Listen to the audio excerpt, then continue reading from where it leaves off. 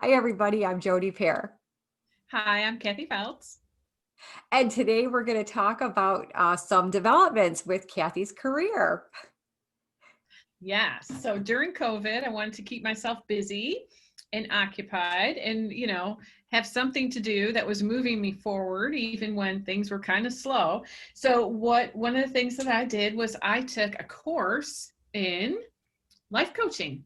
So I got certified in life coaching, which was always something I was kind of interested in doing and exploring, but I never had time.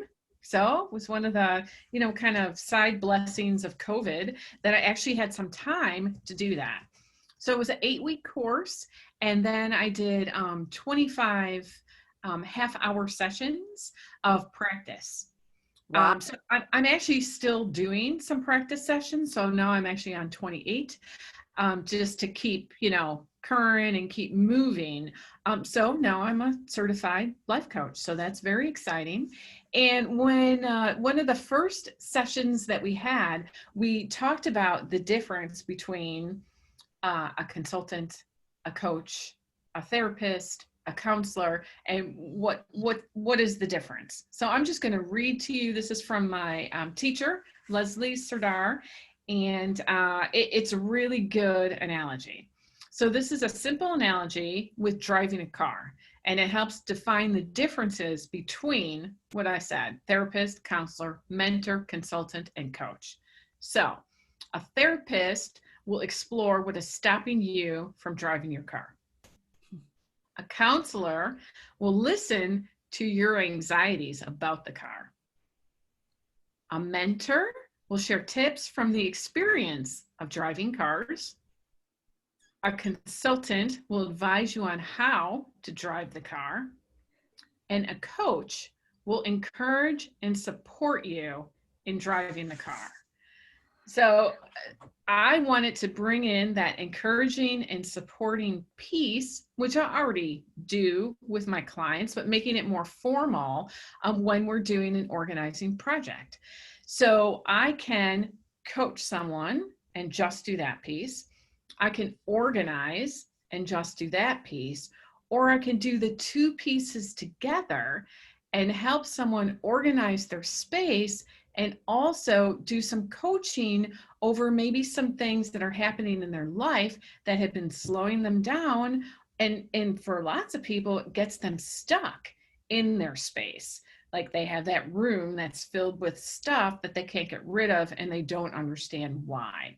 So I'm just kind of blending those things together and just, having another tool that I can offer to my clients.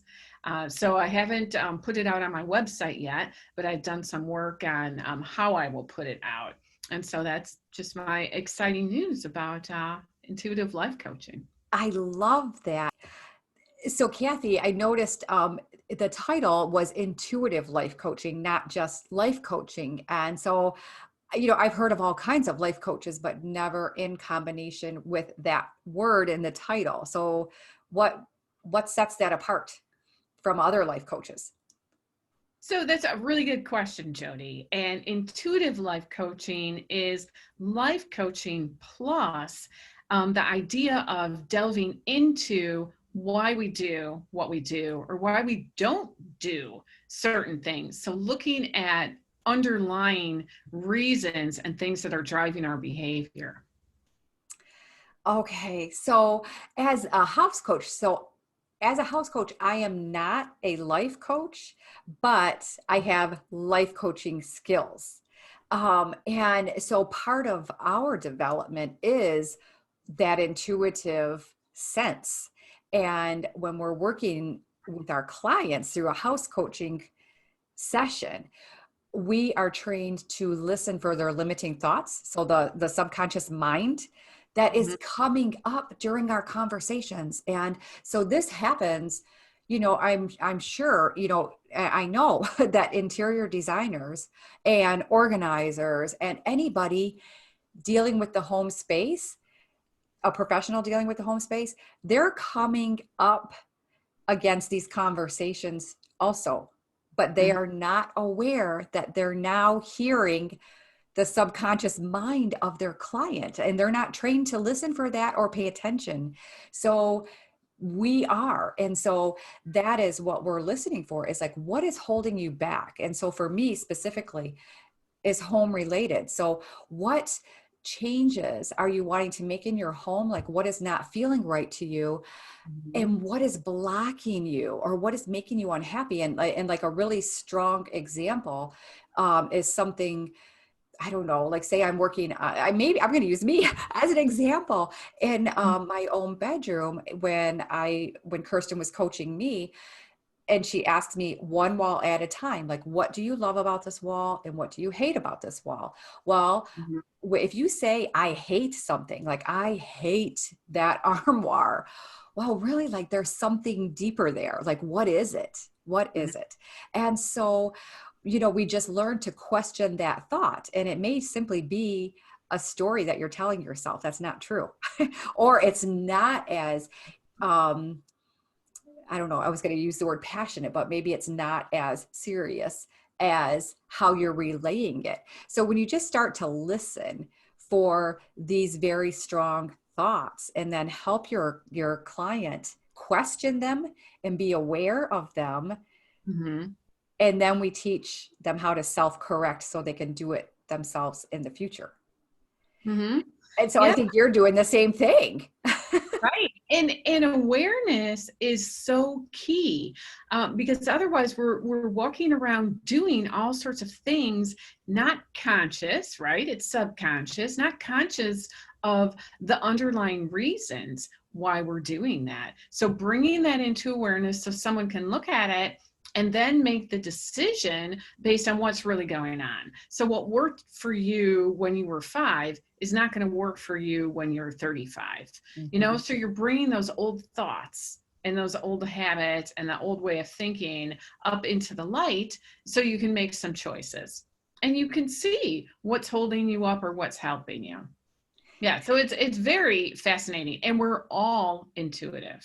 We all have a level of intuition, and so as a coach, an intuitive life coach, I can help people really kind of learn about themselves and pull on their intuition, and just kind of make that stronger if that's what they're wanting to do, so that they can help themselves in their own life.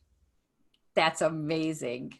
That Mhm. so is this going to change how you're branding yourself or marketing yourself, or haven't you gotten to that part yet? I'm still working on that piece. Okay. And my idea is I'm going to still offer organizing. And then I will also offer the life coaching. And then I will offer a third thing, which would be the blending of the organizing and the life coaching. So I think that would be interesting. I'm going to put it up on my website and send out some information about it, and yeah, and just kind of new things, just like things in your house. They just kind of evolve, Mhm. and it will grow, and I will just kind of slowly get feedback from my clients and just see what people are interested in, and have it just continue to develop. But I'm pretty happy that I went ahead and did that and accomplished that, and it's been just an amazing journey. It was an amazing training, and I got to learn so much about myself that I think I now can bring to helping other people. Exactly. That's the part, is like when we go through these certifications and these trainings, Mhm. it is self-development and self-awareness, which then makes it easier to help others because there's Mhm. lessons that we're learning along the way.